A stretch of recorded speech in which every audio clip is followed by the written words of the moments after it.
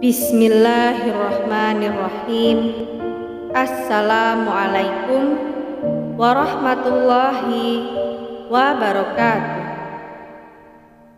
Syukur alhamdulillah atas rahmat Allah Subhanahu wa ta'ala, kita dapat berjumpa kembali di channel Wanita Bahagia.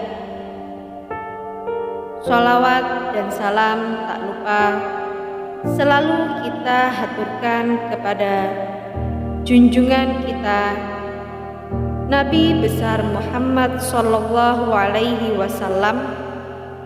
Allahumma sholli ala sayyidina Muhammad wa ala ali sayyidina Muhammad. Semoga kita semua selalu dimudahkan urusannya, dimurahkan rezekinya, diberikan kesehatan, serta diampuni dosa-dosanya. Amin ya rabbal alamin. Sahabatku sekalian yang dirahmati oleh Allah Subhanahu wa ta'ala, kisah Asiyah, wanita beriman yang akhirnya berjodoh dengan Fir'aun. Kisah Asiyah binti Muzahim dengan Fir'aun berawal dari Fir'aun yang ditinggal mati oleh istrinya. Ia merasa kesepian dan ingin mempunyai seorang istri lagi. Fir'aun kemudian memerintah menterinya yang bernama Haman untuk melamar Asiyah, namun ia menolaknya. Penolakan Asiyah membuat Fir'aun marah dan mengutus tentara untuk menangkap orang tua Asiyah. Mereka bahkan dikurung dan disiksa. Fir'aun adalah seorang raja yang zalim. Ia berpikir bahwa ia adalah penguasa dunia. Sifatnya yang sombong itu tidak mampu mendapatkan hati Asiyah. Asiyah kemudian dipaksa menikah dengannya, padahal ia sudah menolaknya dengan tegas. Ia bahkan berkata, "Bagaimana aku sudi menikahi Fir'aun, sedangkan ia terkenal sebagai raja yang ingkar kepada Allah."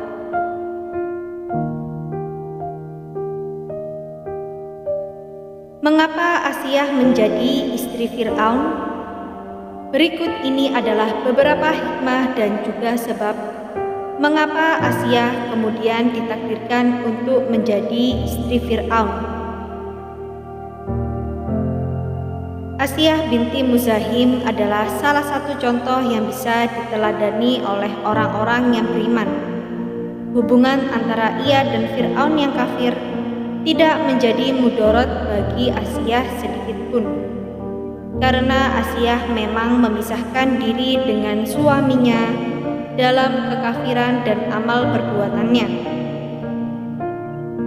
Allah bahkan berfirman dalam surat At-Tahrim ayat 11 yang artinya, "Dan Allah membuat perumpamaan bagi orang-orang yang beriman, istri Fir'aun, ketika dia berkata, 'Ya Tuhanku, bangunkanlah untukku sebuah rumah di sisimu dalam surga, dan selamatkanlah aku dari Fir'aun dan perbuatannya, dan selamatkanlah aku dari kaum yang zalim.'" Asiyah tidak mendapatkan mudarat karena hubungannya dengan Fir'aun, padahal sudah sangat jelas bahwa suaminya adalah orang yang paling kafir. Asiyah bahkan memilih dibunuh daripada mendapatkan kemakmuran kerajaan, mengingat suaminya adalah seorang raja. Asiyah menjadi contoh perempuan pejuang. Apa yang dikisahkan dalam Al-Quran adalah sebuah makna bahwa Asiyah merupakan perempuan pejuang. Ia hidup di bawah raja sekaligus suaminya yang zalim. Ia memberontak, melawannya, dan mempertahankan keyakinan apapun resiko yang ia dapatkan. Saat Fir'aun mengetahui bahwa Asiyah beriman kepada Allah dan Rasul-Nya, ia membuat pasak-pasak untuk istrinya dan mengikat tangan dan kakinya, kemudian menyiksanya di bawah terik matahari. Namun penyiksaan tersebut tidak membuat Asiyah lari dan mengharap belas kasih. Asiyah berdoa untuk keselamatannya dan memohon kepada Allah untuk dijauhkan dari kekufuran seperti yang dilakukan suaminya.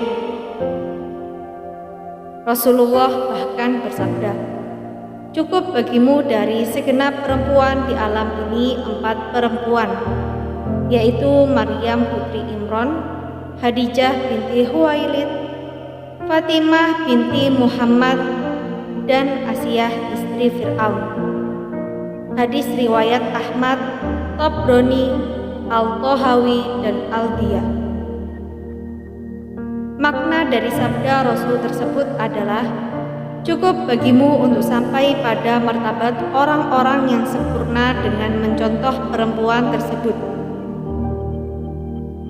menyebut kebaikan mereka, meniru sifat zuhudnya terhadap kehidupan dunia, dan tertujunya hati mereka pada kehidupan yang kekal, yaitu di akhirat kelak. Ditakdirkan untuk menyelamatkan Nabi Musa. Bayi laki-laki yang lahir pada zaman Fir'aun harus dibunuh. Ibunda Nabi Musa sangat kebingungan saat itu karena Fir'aun sudah mengetahui bahwa ia melahirkan bayi laki-laki.